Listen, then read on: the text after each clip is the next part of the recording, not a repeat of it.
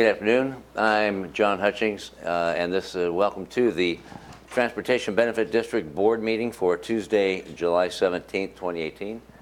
And by way of introductions, to my immediate left is Commissioner Bud Blake. To his left is Commissioner Gary Edwards. And to my right is Board Chair Marcy Taylor. And to her right, I knew it would be flawless, is Jennifer Walker, Director of Public Works. And to her right is Scott Lindblom, who is County Engineer. And to his, sitting in the audience, to his right is County Manager Ramiro Chavez. So with that in mind, is there an approval of today's agenda? I would move to approve the meeting, the agenda for July 17th, 2018. Second. It's been moved and seconded. All in favor say aye. Aye. Aye. Aye. It's unanimous. Is there approval for the meeting minutes from May 15, 2018? Yes, I would approve the meeting minutes from May 15th, 2018. May what? 15th. 2018. Second. It's been moved and seconded. All in favor say aye. Aye. Aye. Aye. That motion. That motion carries. That takes us to item number 2 of the Transportation Benefit District agenda, opportunity for the public to address the board. Has anybody signed up? Anyone? Anyone? No. Thank you, Traffic Engineer Scott Davis. Let's move to number 3, department items. We have from Public Works is going to be a presentation on the Thurston County Transportation Benefit District Draft Communication Plan. Scott, this is you? Yes. Thank you, sir. Hi, Scott Davis at Thurston County Public Works, and just going to talk about the draft communication plan for the Transportation Benefit District. So in 2015, we prepared a communication plan, which was shortly after the TPD was originally adopted by the county commissioners. This plan was intended to inform, educate, and build awareness of the County Transportation Benefit District, because we haven't really done much outreach at that point, so it was really kind of the beginning stage. The process culminated in 2016 with a public hearing, or August of 2016. We netted it, roughly in that process, we netted just under 50 official comments during that period of time. And so the plan you have before you today is really intended to build on the original communication plan, but really focus. You're not limited to 3 minutes. Did you know that? What? You're not limited to 3 minutes. You can slow down. I'll do 3 minutes if you want. I'm good with that. Slow down. Thank you, Scott. Now I threw you way off. Yeah. That's all right. I got a few notes here I can read out, so we'll see if I can get back on track. So anyway, the plan that you have before you today is really intended to build on the original one we did in 2015 and implement in 2016, but focus more on assessing the community interest on funding a transportation benefit district. And so we're looking to get feedback from a larger slice of the community than we did in the previous effort, so we can help inform and be a part of the decision-making process as we consider funding a transportation benefit district. We look at using social media, which we didn't really use as much last time, surveys, among other tools to help try to get a bit more feedback than 50, I guess. So, and hopefully provide more information for all of us as we move forward with this. In regards to scheduling, over the next couple months, we look at developing the outreach tools and look at dissemination of those materials, hopefully early October, if not earlier than that. We also will be just in regards to staff assistance, we'll be looking at using our on-call roster to help augment some of our staff resources to develop some of these tools, especially any surveys, things like that we look at doing. Is there any questions? Any questions? No. No? None? Just to reiterate, part of the communication plan is something that we've been talking about at the Board of County Commissioners, and that's telling our story. So the main intent behind this is to inform and educate the public on all these following topics and public engagement. That's correct. Yeah, I mean, yeah, we look at the engagement piece and getting information back, but obviously we'll be informing and educating along the way as well. Well, I applaud you for that, because it's all about transparency and letting people know exactly how important this stuff is. That's correct. Thank you, Scott. Thank you.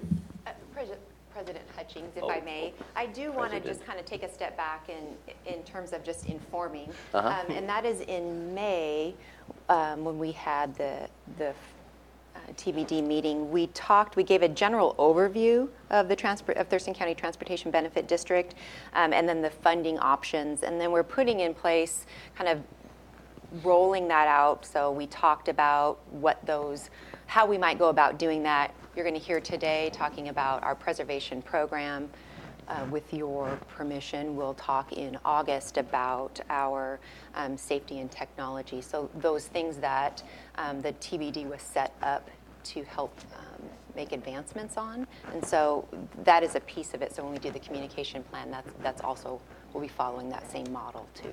Wonderful. Director Walker, thank you, and I'm sorry I neglected to ask you if you had any input. All right, that was item 3A. Now 3B, again, Public Works, presentation on the Thurston County Transportation Benefit District Pavement Preservation Program. Is this going to be Vasile? Vasily. Scott. Is this on? Is this working? Oh, great. So thank you again for your time today. And the bottom line up front on this is an informational presentation only to give you, the board, an overview of the county's pavement management program. And what the pavement management program really is, it's a proactive approach and long-term strategy for maintaining the existing road system. And I bring that up because there's a few key words or phrases I'd like to bring to your attention. Certainly the first word is proactive. By being proactive, we can save money by making smaller, more effective investments to keep our roads in good shape. This also results in less impact on the community, both to their checkbooks and to their cars. And the phrase long-term strategy is also important because we are the stewards now and forever of our road system. With resources being limited the way they are, not just in Thurston County, but elsewhere in the state and the nation, it's important that we look at the life of our entire transportation network and ensure that we pass it on to our children in as good or better shape than we inherited it. And finally, the existing road system is another equally important phrase. Our pavement management program focuses on the existing road system. It's not new development or new roads, but only trying to effectively manage the roads we are already responsible for. So with that, I'm going to pass it over to Vasily Barota, and he will go in a little bit more depth, and you're going to talk up there? Great.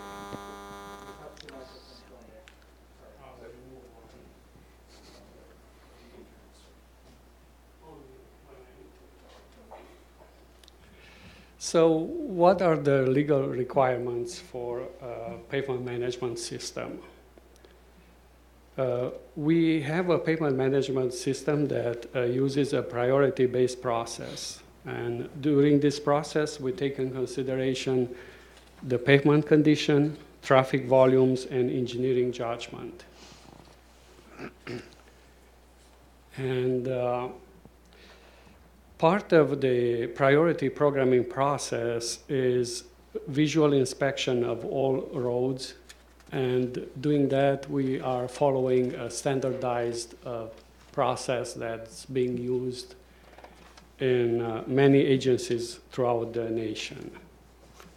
And also part of that process is doing explorations deeper into the pavement. As you can see, the core-rings, and in the photo, the actual operation on the side of the road, to figure out the depth of the defects and cracks, basically. And that helps us decide what kind of treatment we need to apply. So, and then what we are looking when we do the visual inspections are mainly cracks and different types. And then also we look for other defects that may show any subgrade failure. And we are trying to catch those defects when they are small, because smaller defects means quick fixes and less money. And then as of today, we can see the state of our roadway system. We do have 3 categories, and those are also on table. Simple, just good, fair, and poor. What we try is, our goal is to maintain the roads in those 2 categories, good and fair, and restrict and the ones that end up in the poor shape. And at this current funding level, we are not able to, in the future, looking ahead, to maintain the current conditions. So that's why a TBD funding could help in keeping the roads out of that poor condition category.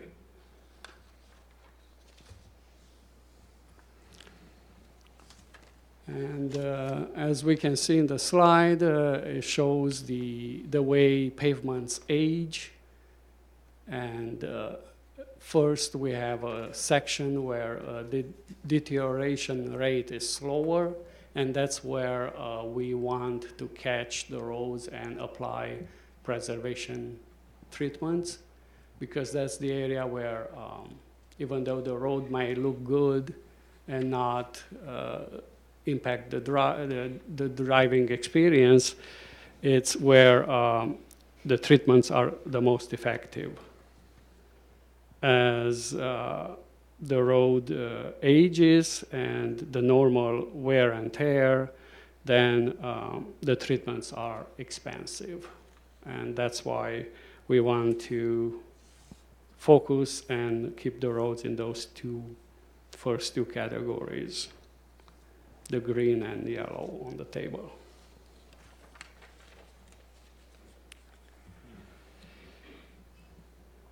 Here we have a slide that shows the type of treatments that we have and we use in our roadway system. And it starts from the bottom with crack seal, that's the cheapest. And then it goes up. And we also have the cost per mile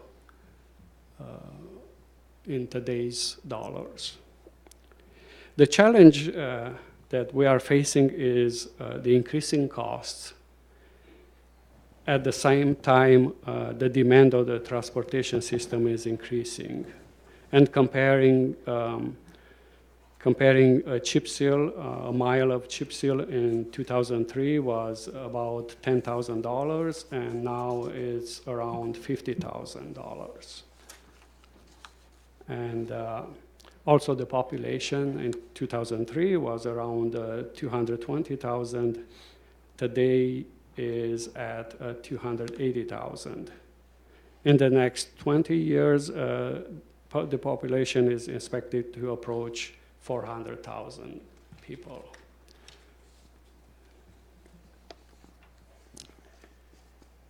One thing that pavement preservation program is using, and the staff is continually looking for new ways to do business and to maximize the investments. And one way is to use thin overlays, and those are recommended in neighborhoods where chip seal is too rough for people to enjoy the roadway. And using thin overlays, we are disturbing the neighborhood less.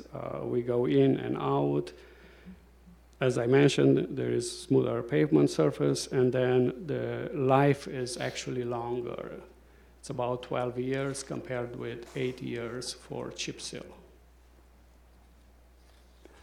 Last one, we are using Kevlar fibers in the asphalt.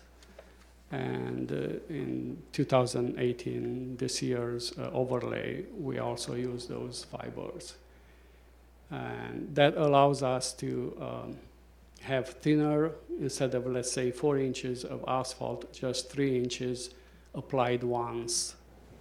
And also they last longer. Yep.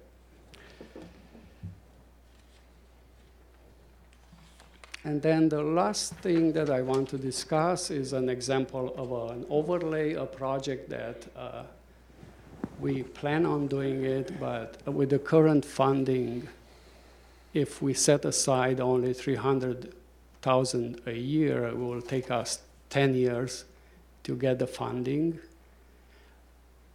So we would be, between 6 and 10 years. If we can set aside more than 300, then would be less.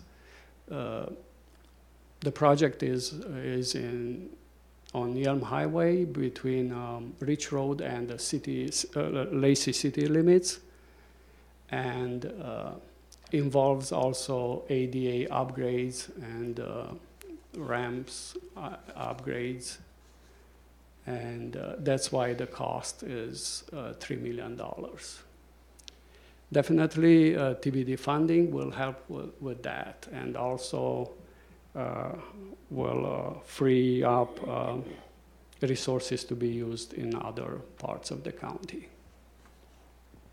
And with this, I'll turn it over to. Yes.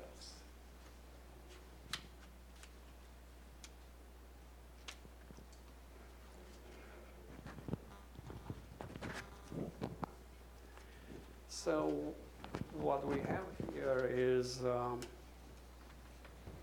chip seal, a sample without a fog seal on top. This is the completed one. Definitely the surface is rougher because we could not compact it on plywood. But this core is from Skookumchuck Road, the first road we chip sealed this year, and it shows actually the thin layer of chip seal, and then also how the top surface looks. As I mentioned, these 3 samples show the good, fair, and poor. Whenever we have a full crack through the asphalt layer, most of the time we just need to reconstruct the road, recompact the subbase, and pave usually 2 lifts of asphalt. That's why we are trying to reduce the number of roads that get in that category. Like if it's up to a 2-inch crack, we just mill and then pave on top. If it's just 1 inch or less and it's up to a 1/4 of an inch crack, chip seal works very well. Do you have? You want to walk through the kind of the process for the chip seal and what the procedure we do is and what the different layers are for? Yes. First, our maintenance department does any localized repairs that are needed. And then the contractor comes and applies a layer of oil, and at the same time, just behind, it comes a spreader with rock. And then it gets compacted, and this phase is one that sometimes makes citizens call us because it looks rough, rock everywhere, but then the contractor sweeps, usually in one day, and removes all, the extra rock, and then applies the fog seal, and then kind of locks everything in.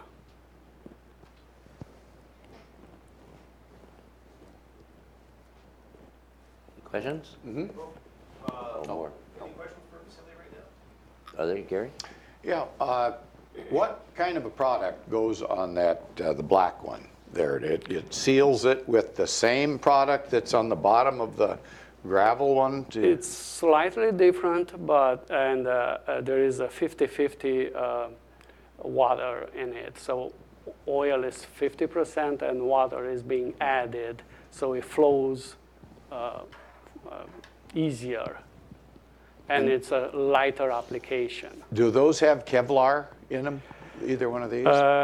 Kevlar, no, but I brought some sample. No, I just wondered if that- it was in the, No, the asphalt. Kevlar is actually mixed into asphalt at the plant. and you might not even be able to see it, I suppose, huh? Yeah, you don't really see it. Okay. The trucks, as they bring the material, sometimes it gathers at the edges. Is there an adhesive mixed in with that, I don't know, oil base or water base, whatever it is? Is there an adhesive in there that gets down in the cracks? A bonding agent? It is just very fluid, and that's one thing that the temperature needs to be right for the water to evaporate and then get, thick quick. And that's why it's weather dependent, and the contractor and we are really keeping an eye on the forecast, because the risk of oil being This Run out. this picture that you showed in the first place, that must have been out on Vale Road in about the 40s sometime, because and now that road is just like this, because the logs have all rotted away. And actually, that is planned to be fixed in August. So we do have some opportunities for improvement, Thank you. at least on Vale Road. Questions? So wrapping up, and as I have some Vasily, questions. pardon me? Ask him some questions first. Oh, yeah, sure. Okay, Vasily, the use of Kevlar, I think that's very unique. Yes. And is it more expensive, though, to use the Kevlar, even though it lasts longer? It adds about $5 to $10 per ton. And That in addition to the typical cost, you mean? In addition? yes, but it adds at least, we consider at least 3 years to the life of the pavement. Oh, and besides the road or the pavement being bulletproof, does it really stand up to the even the commercial traffic, the 18-wheelers and such? Yes, and on the first photo with the logs, the other one represents Old Pacific or Old Highway 99 is the first project that has fiber in it. Okay. That was in 2016, and that will keep an eye on how it behaves. Now Yeah. we have Old Pacific Highway also. And my final question is, the rating system that we use, poor, fair, and good, is that the same system they use in the cities, in the county as well? It's probably that way. That category is based on 1 to 100, that's so-called PSC, pavement surface condition, that we are using. Yeah, 2 mics. Two marks. You can get electrocuted. And then, we consider the good category from 100 to 70, from 70 to 40 fair, and then lower than 40 is poor. Okay. That's pretty much a universal rating system then, I imagine? Yes, Okay. Thank you. the Any other 1 to questions? 100 is universal. I'm going to put you on the spot, and if you can't answer, that's quite all right. But the question is, how much road do we have that's fair or poor in Thurston County that we need to focus attention on? Right now, Is it in miles, say 30,000 yes, miles? 40 50 miles. 40 miles?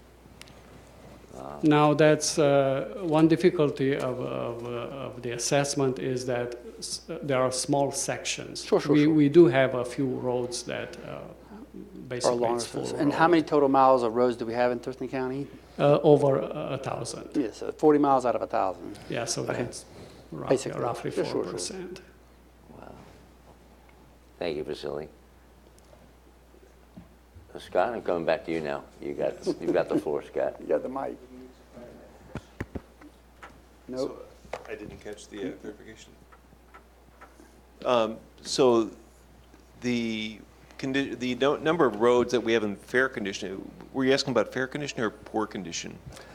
Well, I said fair, I definitely said poor, but I was wondering somewhere between fair and So poor. yeah, we have about 18% of our 1,000-mile road network in fair condition, about 4% in poor, which translates to about, as Vasily said, 40 miles of poor and, 180 miles of I fair guess condition. roads that need attention, if it's 40 miles, that's cool. I didn't really, I mean, some sort of attention. Yeah, rather and than one of the important things to keep in mind too is when a road gets to that poor condition, the cost to bring that back up to current standards will go from about $25,000 or $50,000 a mile for a chip seal to about $1.2 million per mile to do a full road upgrade. So certainly we get more bang for our buck to keep our roads in really good shape, and that's one of the goals of our pavement management system, is to keep the roads in decent shape. By doing so, it certainly reduces potholes, reduces driver inconveniences, makes our roads safer. And a proactive approach can save taxpayers a lot of money, a significant amount of money. So if we do nothing, and one of the slides earlier showed kind of this, it was a pictograph, I guess that's the right phrase, but we try to keep our roads in good shape. And when we do that, the cost to do that is, as Vasily mentioned, about $7,000 per mile to crack seal. Certainly if we let our roads go a little bit further, we can't crack seal everything, but then the next step might be a chip seal, so that we go from a $7,000 to a $50,000 per mile cost.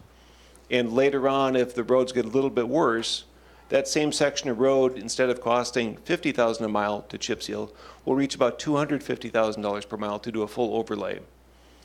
And again, if we are unable to keep up with that same section of road that costs $250 a mile, it's going to cost about $1.2 million per mile to do, again, a full road upgrade.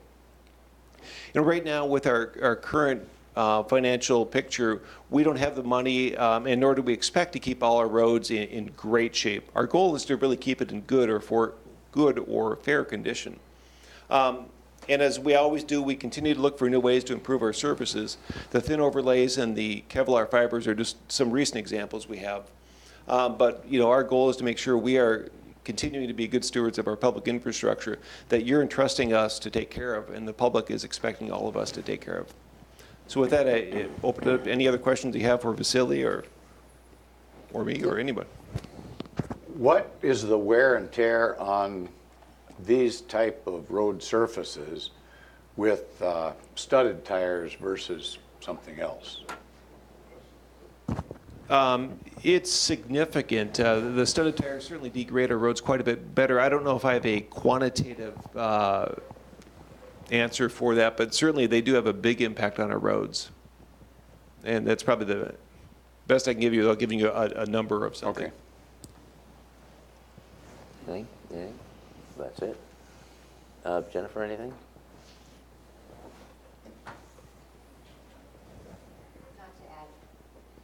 Did you break it?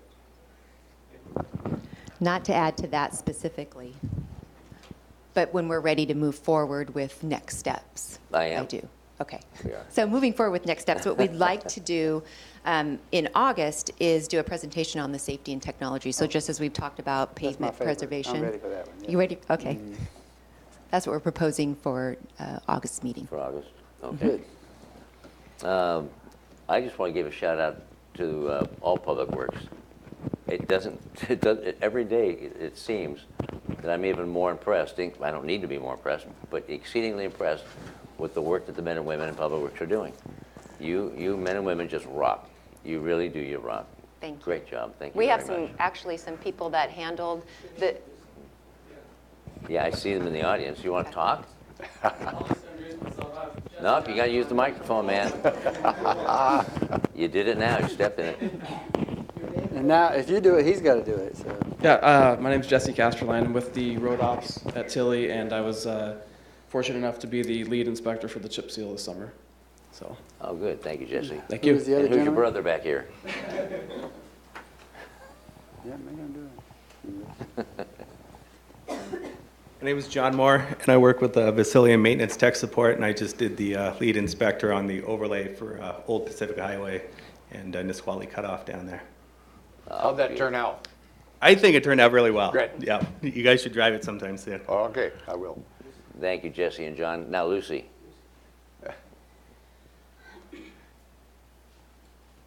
Thought you were going to escape. Yes, I Oh, did. bring the mic, thank you. Lucy Mills, Road Operations Manager. Jesse works for me, and I work really closely with John and Facility to coordinate the repairs that need to be done before the chip seal or the overlay program happen. Thank you, Lucy. And Vasily, Scott, Jennifer, Marcy, your wonderful work. Thank you very, very much. With that, any further comment from From the peanut yous? gallery? No. From yous? I didn't want to say that. So No. innovation and safety is next? That's correct. Okay, sure. All right. And I take it when that comes on, we'll have that resurfacing that you got a grant for through the The high safety friction? project and all Yes. that? Yes. That was good stuff. Okay. Good. Is there a motion then to adjourn? There is. I would move to adjourn today's meeting, Second. July 17th. Second. Been moved and seconded. All in favor, say aye. Aye. Aye. Unanimous. Thank you, folks. We're adjourned.